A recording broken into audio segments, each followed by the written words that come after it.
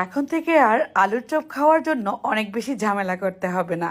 কাঁচা আলু দিয়েই তৈরি হবে আলুর চপ। শুধুমাত্র আলুর চপই না, ফুলকো ফুলকো মুচমুচে আলুর চপ তৈরি হবে। খেতে তো ভীষণ মজা, ছোট বড় সকলেই পছন্দ করার মতো আজকের নাস্তা রেসিপি। চলুন দেখে নেই ঝটপট মূল রেসিপি।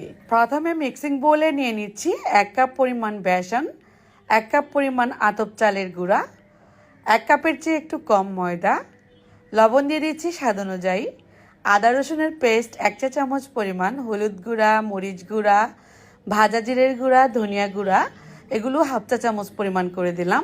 সাথে আরও একটু চিলি ফ্লেক্স দিলাম একটু স্পাইসি হওয়ার জন্য। সবগুলো শুকনো উপকরণ খুব ভালোভাবে হাত দিয়ে মেশানোর পর নর্মাল ঠান্ডা পানি অল্প অল্প করে দিয়ে আমি একটা ঘন ব্যাটার তৈরি করে নিব। হাত দিয়েই চেষ্টা করবেন এই ব্যাটারটা তৈরি করার জন্য, এতে করে কোনো প্রকার লাম্পস থাকবে না।